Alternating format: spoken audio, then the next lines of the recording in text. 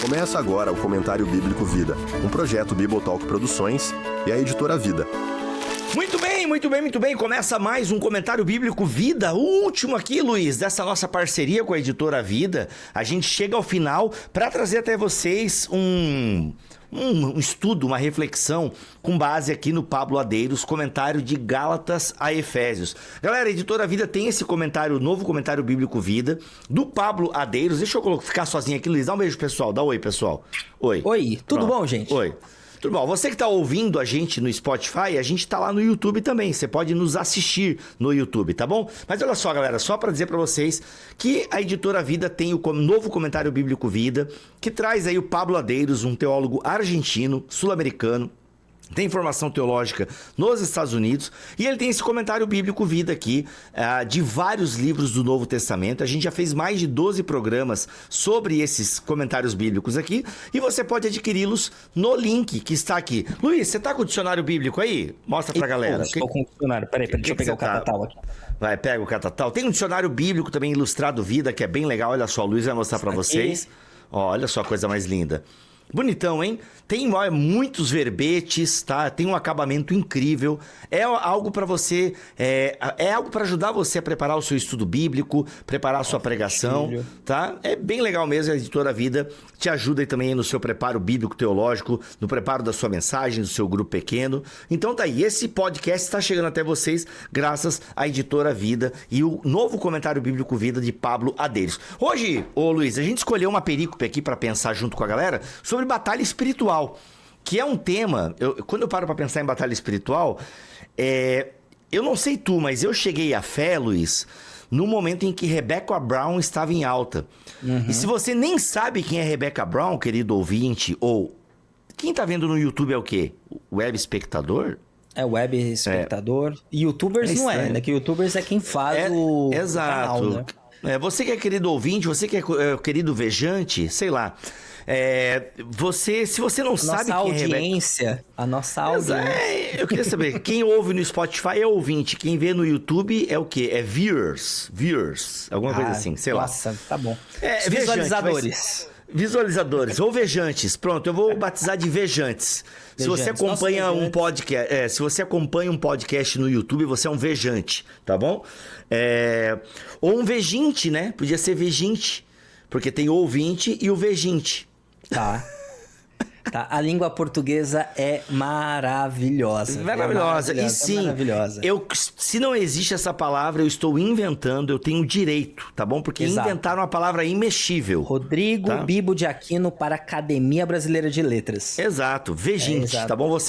Se você vê o podcast, você é um vejinte. E se você ouve, você é um ouvinte. Então você vejinte... Ninguém assiste mais, né? Tá todo mundo agora colocando pra arrumar casa, pra poder fazer uma comida e tal. Agora, exato, mas se você quiser dar uma olhadinha, se você quiser dar uma olhada, quiser botar na sua televisão e de vez em quando olhar pra nossa cara, a gente tá aqui no YouTube. Vambora. Mas, cara, se você não sabe quem é a Rebecca Brown, show de bola. Não procure saber, porque, de fato, foi uma teóloga, por assim dizer, da batalha espiritual que trouxe esse tema, de alguma forma populariza esse tema, mas de forma bem sensacionalista, de forma muito forçada, com teologias complicadíssimas. Não à toa ela inspirou até algumas autoras aqui no Brasil, Neuza Itioca e por aí vai, que tem uma teologia da batalha espiritual extremamente complicada. Agora, é inegável, Luiz, que a batalha espiritual é um tema bíblico. Sim. Não com esse nome, né? Não com esse termo, por assim dizer. Agora, existe uma luta, existe uma dificuldade, existe uma oposição do cristão. Jesus Cristo enfrentou oposição. O apóstolo Paulo fala que enfrentaremos oposição. O Jesus Cristo fala também que nós enfrentaremos. Ou seja, é muito claro na teologia do Novo Testamento o fato de que a vida cristã, ela tem oposições. E não é uma oposição somente eu lutando contra o meu pecado. Antes fosse, né, só isso. Eu lutando para ter uma vida diante de Deus, eu lutando com os meus pensamentos, né? Eu mesmo. Mas não, eu mesmo e Irene, né? Tem terceiros elementos aí na parada. Que não é tão calmo assim, né? Sabe que Irene significa paz, né? Exato. Eu nem lembro se no filme... esse terceiro Irene aí não é tão calmo assim, tá? Eu nem lembro se no filme... eu nem lembro se no filme do Jim Carrey a mulher é um problema. Eu confesso que eu não lembro desse filme. Não, é o Jim Carrey que é.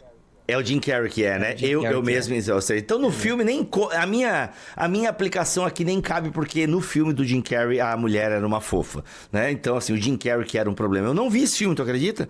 É maravilhoso, cara. Muito Sério, bom. Cara? Muito bom. Esse e o Pentelho passaram batido na minha lista do Jim Carrey. O Pentelho eu não me lembro, não. O Pentelho eu não me lembro. Na época o pessoal, acho que a crítica parece não ter recebido muito bem o Eu Mesmo, Irene. Enfim, talvez eu tenha que dar uma chance. Vou procurar, porque eu amo o Jim Carrey, eu gosto dele. É comédia romântica, né? Aí pode entrar naquelas críticas da comédia romântica. Mas, pode ser. Olhando para essa situação, os autores bíblicos, eles não estão tão preocupados assim com definir muito bem como acontece essa batalha espiritual. Eles não estão muito preocupados em dar todas as categorias, eles não estão tão preocupados em definir determinados nomes, detalhes, mas eles falam com muita sobriedade a respeito da batalha espiritual. O próprio apóstolo Paulo, ele vai dizer que conheceu o terceiro céu e que, por sua vez, o próprio conhecimento dessa realidade sobrenatural não é revelado aos irmãos porque ele tinha medo de se vangloriar por determinada experiência. E a gente precisa tomar muito cuidado com isso, né? Porque, às vezes... Ou seja, sabe aqueles livros Divina Revelação do Céu, Divina Revelação do Inferno? Então... Completamente anti-Paulo, antibíblico. Exatamente. Talvez até mesmo dentro do pensamento teológico paulino, falar muito sobre o mundo sobrenatural é um indício de que talvez você seja um falso mestre. Caramba, pesada essa afirmação, mano. Pesada essa afirmação. Porque se ele tem esse tipo de cuidado, principalmente aos espirituais, a gente precisa também começar a ter esse cuidado e ter temor e tremor no que tange a as afirmações. Sobre Jesus de Nazaré, vamos falar de Jesus de Nazaré nos evangelhos. Ele não fala tanto sobre essa realidade, né? Ele passa mais tempo falando a respeito do reino de Deus, que é uma mensagem que já é espiritual, por sua vez, que tem esse teor de batalha espiritual, mas ele não se detém nos detalhes dessas questões, né?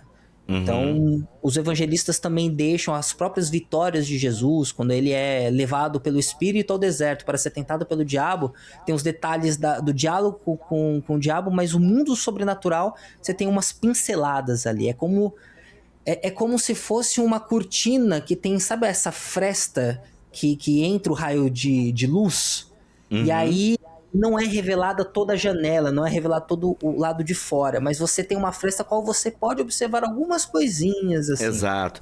E esse é o problema, em última análise, que nós criamos, não é um problema da Bíblia, mas é um problema que nós criamos, que o fato da Bíblia silenciar sobre alguma coisa não quer dizer que essa coisa seja real, né? Ou irreal. Fale para os dois lados, né? Por exemplo, tem algumas coisas que a Bíblia silencia que são lícitas a gente pensar, a gente praticar e tal, né? Agora, tipo, é aquele argumento, não é porque a Bíblia silencia sobre determinados temas, é que ele não é real, que ele não é bíblico, por assim dizer, né? Mas com base em outras passagens, a gente consegue construir a ideia, o pensamento e tudo mais. Exato. Agora, o problema da batalha espiritual é que onde a Bíblia silencia sobre isso, né, e a gente só tem uma pequena fresta, como você tem dizendo, as pessoas criam muitas coisas, né? E o problema é que as pessoas criam muitas dessas coisas, não é que elas criam, elas copiam de outras religiões. Exato. O meu problema, por exemplo, com a teologia da Rebecca Brown. Eu li na adolescência, pior lugar, pro pior momento de vida para você ler algo desse tipo. E a Rebecca Brown, ela faz um grande megazord, né, uma costura, um quebra-cabeça de misticismos de outras religiões adjacente à teologia bíblica. Exato. E por conta dessas outras religiões, acaba abafando a teologia bíblica que fala sobre o mundo espiritual. Então, a gente deveria buscar a teologia bíblica no meio desse lamaçal de outras superstições, de outros sistemas de crença e trazer à tona, como o próprio apóstolo Paulo faz aqui no texto, né? Exato, exato. E, gente, uma pausa aqui, porque agora, deixa eu explicar pra vocês, vocês estão num novo método aqui do BTcast. O BTcast agora, você que tá no YouTube tá vendo a live acontecendo, né? Uma live gravada, no caso, mas sem edição. E eu tô testando fundos musicais aqui nesse momento, que eu não sei se tá bom ou ruim. Vou botar dance pop agora, tá? Espera, eu acho que eu vou ter que botar algumas musiquinhas mais legais aqui, porque essas do StreamYard estão bem ruins. Mas tem aplausos, Luiz, tem aplausos. Vai lá, aplausos. Olha aí, nossa, deve estar muito alto isso. Nossa. Tem aqui, Luiz, o rebote. O rebote é... O rolo de tambor. Tá baixinho aqui pra mim. Ó. Eu botei baixinho entendi. Mesmo. Não, isso aqui é pra assim, agora é que rujam os tambores. Batida rápida. Não tem batida do coração. Não tem um... Não, tem só um gongo. Ah, tem que colocar os memes. Gongo do Mortal Kombat. Mas enfim, galera, então eu tô testando coisas aqui, então não sei os volumes, não sei nem como é que vai ficar isso depois, a gente tá testando aqui, mas é pra gente manter o BTcast nativa, são novas adaptações, novos tempos, novos mundos. Mas vamos lá, Luiz, então é isso. Esse espaço, né? Esse espaço, essa adaptação, né? Como eu falei, né? No Brasil, a gente tem muito das religiões afros também que acabam vindo para o discurso da batalha espiritual e vem com muitos exageros, vem com muitas coisas que são até complicadas muitas vezes, tá? Agora, vamos lá, voltando para o texto bíblico. Paulo fala sobre isso. Né, que a nossa luta... Vamos ler o texto de Efésios? A gente vai trazer um pouquinho aqui do texto de Efésios para a galera. Inclusive, estou aqui com a Bíblia de Estudo NVI, uma clássica Bíblia de Estudo que é da Editora Vida e que já existe há algumas décadas, tá? E continua sendo uma boa Bíblia de Estudo, tá? Efésios capítulo 6, a partir do versículo 10, tem como epígrafe a armadura de Deus. Finalmente, fortaleçam-se no Senhor e no seu forte poder, ou seja, no poder do Senhor a gente deve se fortalecer. Vistam toda a armadura de Deus, para poderem ficar firmes contra as ciladas do diabo, pois a nossa luta não é contra seres humanos, mas contra os poderes e autoridades, contra os dominadores deste mundo de trevas, contra as forças espirituais do mal nas regiões celestiais. Por isso, vistam toda a armadura de Deus, para que possam resistir no dia mau e permanecer inabaláveis, depois de terem feito tudo. Assim, mantenham-se firmes, cingindo-se com o cinto da verdade, vestindo a couraça da justiça e tendo os pés calçados com a prontidão do evangelho da paz. 16. Além disso, usem o escudo da fé, com o qual vocês poderão apagar as setas inflamadas do maligno. É até o 20, né? Usem o capacete da salvação e a espada do Espírito, que é a palavra de Deus. Orem no Espírito em todas as ocasiões, com toda oração e súplica, tendo isso em mente, olha só que interessante. Estejam atentos e perseverem na oração por todos os santos. Caramba, mano, tem muita riqueza aqui, hein? Aliás, spoiler do meu livro, hein? Eu vou falar pouco nesse episódio aqui, porque não quero dar spoiler. Ok, não, mas tem os dois últimos versículos que são importantes, 19 e o 20. Desculpa, acabou a coluna, eu parei de ler. A coluna, eu parei de ler. Deixa eu ler, porque vai ler dessa finalização aqui, principalmente dessa perícope, que Paulo diz: orem também por mim, para que quando eu falar, seja-me dada a mensagem, a fim de que destemidamente torne conhecido o mistério do evangelho, pelo qual eu sou embaixador preso em correntes. Orem para que, permanecendo nele, eu fale com coragem como eu me cumpre a fazer. Olha que coisa linda, olha que texto bonito que o apóstolo Paulo... Na verdade, são os últimos pedidos, né, do próprio... as últimas orientações do apóstolo Paulo a essa comunidade. E essa epístola é uma das minhas favoritas, inclusive.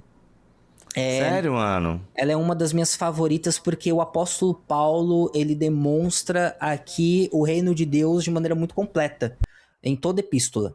Ele começa com uma saudação inicial, falando um pouquinho a respeito da fé desses crentes em Éfeso. Logo em seguida, ele começa a falar sobre a história do evangelho, mas ele começa a falar a partir da perspectiva da história de Deus. E aí ele caminha para a história de Cristo Jesus, e logo em seguida ele faz uma transição e uma dobradiça para a história da igreja, como a igreja deveria se portar. E a partir do fundamento da história de Deus e da história do evangelho, ele segue uma série de implicações do evangelho, que são dicas, existem regras no que tange ao comportamento para com os outros santos, ao comportamento para com aqueles que estão de fora, e o comportamento ou as regras domésticas, e no fim ele retoma a história de Deus e o poder de Deus para poder finalizar a sua mensagem falando a respeito de como o crente deve viver, e aí ele traz o argumento da batalha. E eu acho engraçado porque eu já vi muitos comentaristas falando que esse trecho especificamente, principalmente o dessa armadura, ela é algo que está enraizado no pensamento romano, que o pensamento romano é um pensamento militar. Inclusive, o próprio apóstolo Paulo, quando escreve essa carta, ele está preso. E ao que dá a entender, ele está preso em um lugar onde era um centro de operação militar do Império Romano. E eu acho isso interessante porque, por mais que Paulo possa até brincar com esse imaginário, se a gente cavocar bem a teologia que o apóstolo Paulo está se baseando para falar sobre essa armadura dos crentes, né? Ou essa armadura que é dada por Deus aos crentes para enfrentar o mal, ela é um pouquinho mais antiga. Ela está enraizada em outro lugar. Ela está enraizada naquele profeta ao qual chamamos de Isaías, tá? Mas antes eu queria até fazer um disclaimer aqui. Você já assistiu Bible Man, ô Bibo? Não, cara, nunca assisti Bible Man, Velocipastor, nunca assisti esses filmes. Nunca assistiu Bible Man. Bible Man era um filme ali do final da década de 90, começo dos anos 2000, que conta a história de um pastor e de jovens que tinham que eram uma espécie de Power Rangers do mundo Nossa, do mundo crente. Ainda bem que eu nunca assisti. Cara, depois procura aí no YouTube. Pra quem já assistiu Bible Man no Ministério Infantil, vai se identificar comigo aqui, porque era muito legal, porque eles faziam, tipo, o Cavaleiro do Zodíaco, o Power Ranger, aquela transformação, aí falava a respeito da espada do espírito, e aparecia como se fosse um sabre de luz, e aí a couraça da justiça, capacete da salvação, iam aparecendo naquele CGI horroroso, mas cara, era muito didático, era muito legal. Aí tinha o Bible Man, o Bible Boy e a Bible Girl, e eles combatiam os principados e as potestades, como a mentira, a enganação, a feitiçaria. Cara, obra-prima, tá? Ok. Mas eu puxo essa lembrança, né? Pelo menos essa vivência anedótica aqui do Bible Man, porque, sim, existe uma formatação aqui do próprio apóstolo Paulo dialogando com o pensamento militar romano e dialogando com essa armadura típica romana e essa composição da couraça, a composição do cinto, a composição da sandália, a composição do escudo, a composição da espada, do capacete. Mas quando nós paramos para analisar a teologia paulina e no que ela está fundamentada, automaticamente a gente precisa pensar, existe algum eco na literatura judaica, na literatura hebreia? Tem algum eco na teologia do Antigo Testamento? E Isaías, principalmente este profeta, vai falar muito a respeito do rei, já estão falando de Deus, do lugar santo de onde ele governa todas as nações, que é Jerusalém, e através de quem ele governa, a promessa do Messias, né? E esse Messias, e é uma das descrições que aparecem lá, Isaías capítulo 11, Isaías 59, Isaías 52, vão aparecer justamente esses elementos como o cinto da justiça, o cinto da fidelidade, a questão da couraça da justiça, principalmente em Isaías 59, o capacete da salvação que estaria sobre a cabeça do próprio Deus, ou, por exemplo, as sandálias que estão ao redor dos pés que anunciam as boas novas, os calçados daqueles que trazem essa paz. Então, o apóstolo Paulo ele não está tirando essa metáfora aqui para falar sobre batalha espiritual do nada. Ele está enraizando na descrição do próprio Deus e na armadura do próprio Deus e do Messias e trazendo para o povo, fazendo uma aplicação direta. E no contexto de Isaías, o Messias, ele luta contra o mal, contra a injustiça, esse tipo de coisa, né? Positivo, porque é uma literatura profética. E como uma literatura profética, é claro que Isaías é o quinto evangelho, é um evangelho antes dos evangelhos, né? Mas o profeta Isaías, ele tem muitos lugares para onde ele vai apontar como objetivo final. Se você pegar, por exemplo, a promessa, que é, na verdade, a questão da justiça e do mal, aparece muito dentro do capítulo 1 ao 40, e do 40 em diante você tem a questão da esperança, da renovação, mas todos eles são unificados por essas duas figuras, Deus, Yahweh, e o Messias, o rei ao qual representa Yahweh, regendo todo o cosmo, limpando a terra de todo o mal, se colocando contra o mal. E aí, caso você queira saber um pouco mais sobre o mal, o pecado, tem um podcast maravilhoso com Guilherme Nunes, com Victor Fontana, falando sobre isso, né? Inclusive é um podcast de mesa, que tá todo mundo conversando, e Deus se colocando contra isso, que é uma continuidade lógica do pensamento lá do Antigo Testamento, de Deus se colocando contra as divindades pagãs, por exemplo, do Egito, de Deus se colocando contra os ídolos, de Deus se colocando contra tudo aquilo que escravizava a humanidade e os deixava cativos e alienados diante do verdadeiro culto e do relacionamento com o verdadeiro Deus, o Deus de Israel. Então, a gente encontra aqui, na teologia de Efésios, uma raiz da armadura de Deus agora sendo colocada na igreja.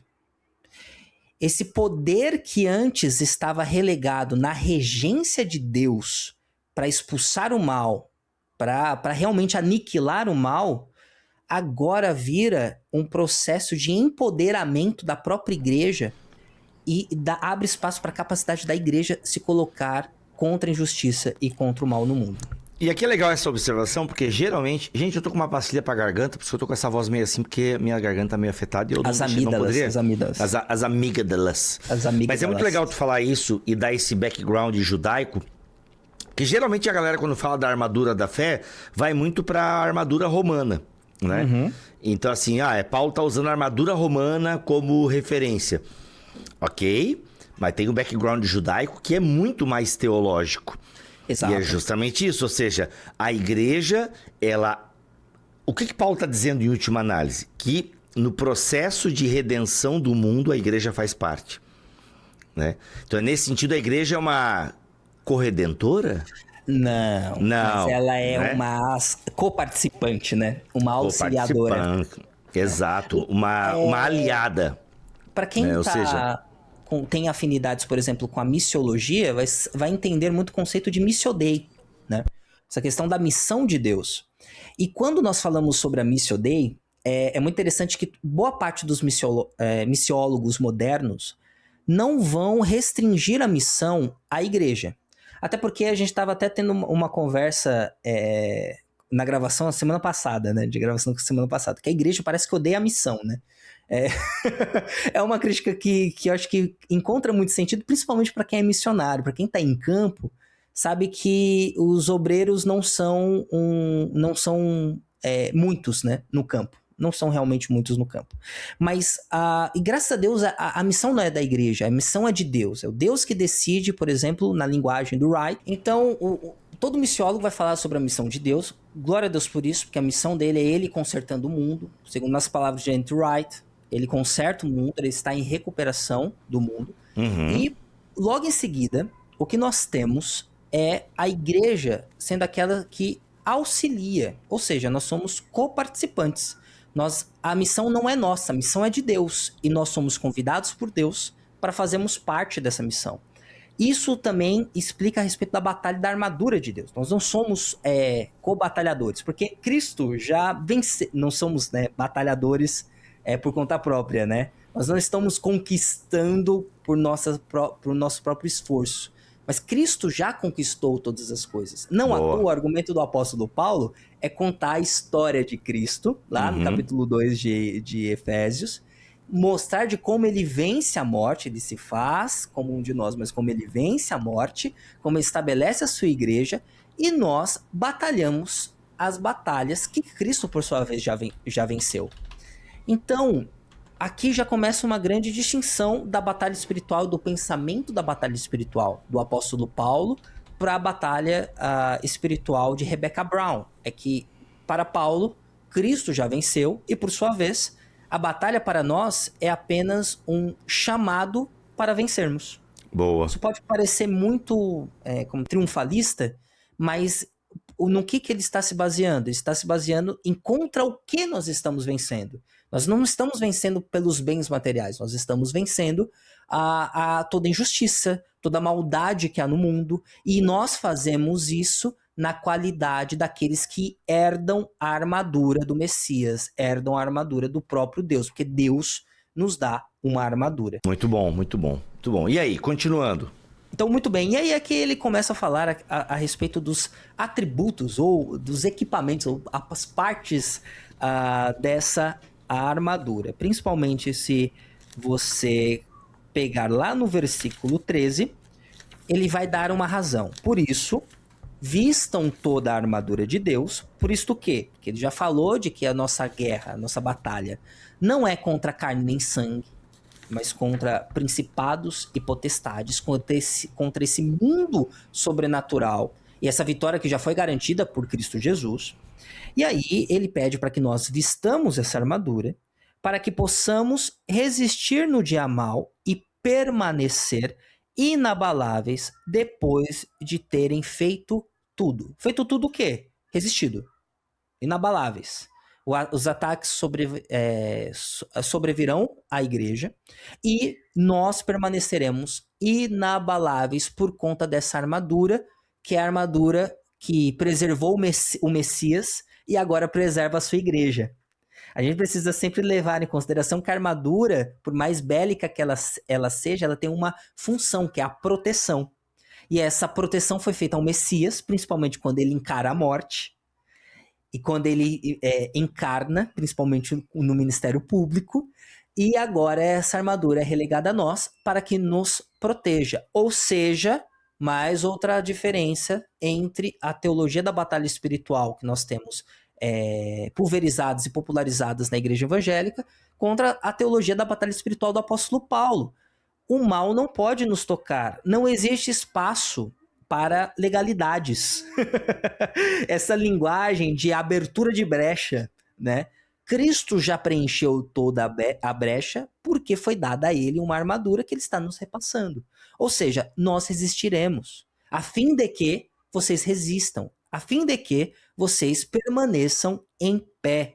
E aí o versículo 16 entra: mantenham-se firmes, cingindo-se com o cinto da verdade e vestindo a couraça da justiça. Mais uma vez, cinto da verdade, couraça da justiça, é toda a posição moral contra o mal, porque o mal ele está intimamente enraizado na questão da mentira, na questão da manipulação, mas também para promover sistemas de injustiça.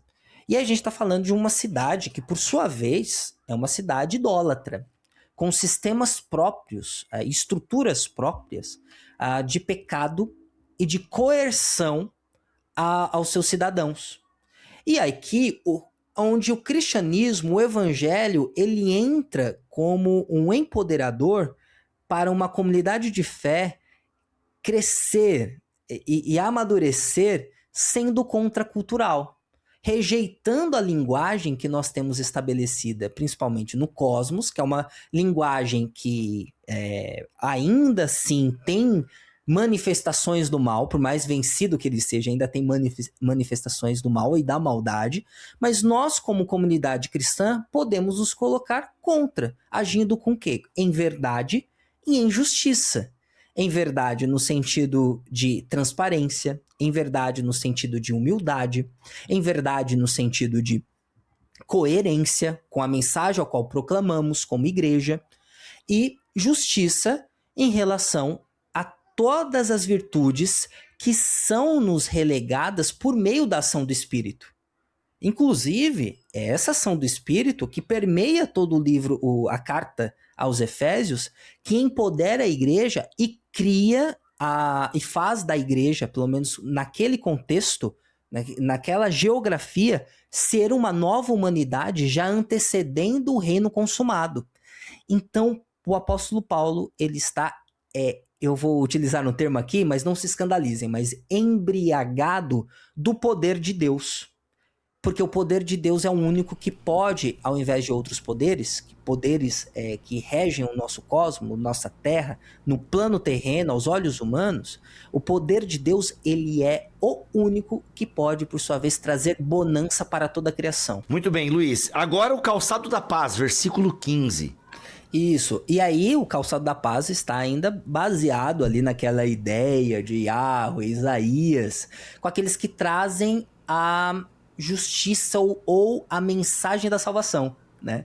Em Isaías capítulo 11, isso fica bem claro que aqueles que corriam, e aqueles que corriam no sentido de que machucavam, eles estavam correndo com tanta pressa, com tanta urgência para anunciar a salvação, para anunciar que o cerco foi derrotado, né? Que Deus, por sua vez, manifestou a sua justiça e protegendo o seu povo, protegendo, no caso, Israel ali naquele caso, naquela circunstância ali, né, naquela perícope. Aqui a gente está falando das sandálias que envolvem os pés daqueles que anunciam os evangelhos. Mais uma vez, a função da igreja, né? A igreja, por sua vez, ela não é detentora da missão, mas ela é a proclamadora da missão. E como proclamadora da missão, ela precisa estar equipada com isso. Querendo ou não, a armadura que o apóstolo Paulo está criando aqui, né, e está se utilizando de algumas imagens, mesclando com outras, é da ação completa da igreja. É uma metáfora muito bonita com a ação completa da igreja.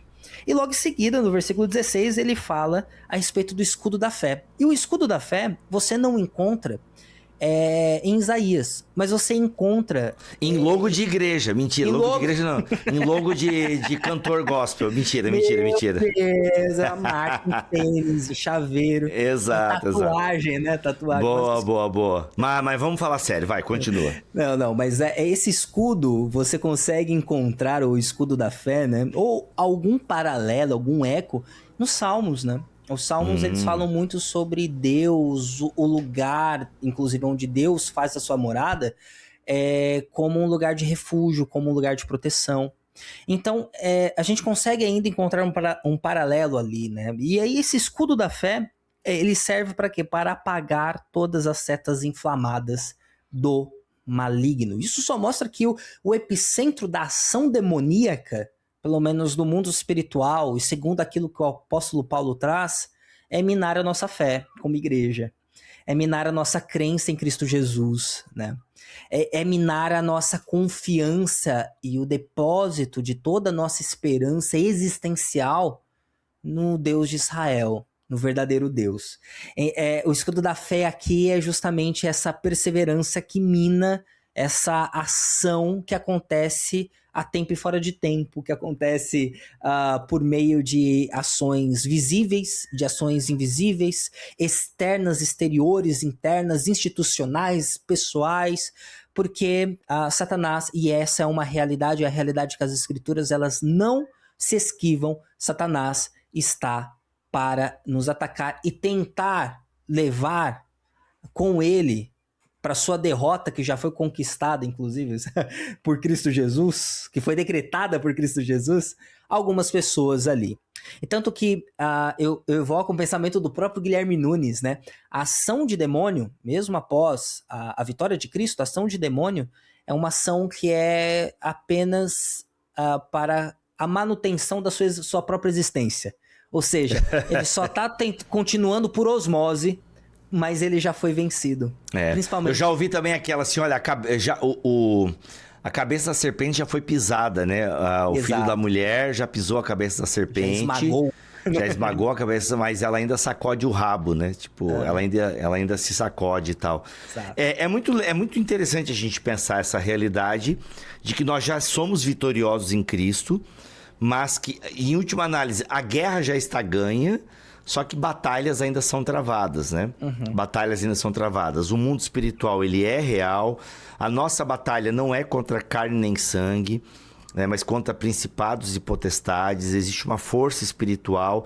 Aliás, já queremos aqui dizer que vamos voltar a gravar o Conselho Divino, né? Muita gente pede para falarmos sobre o Conselho Divino. Vamos gravar em fevereiro, em março sai para você aí sobre o Conselho Divino, então aguarde.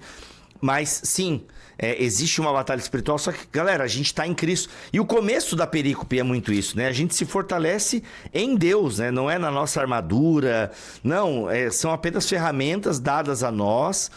Mas o grande lance é a gente se fortalecer no Senhor e no seu forte poder, entende?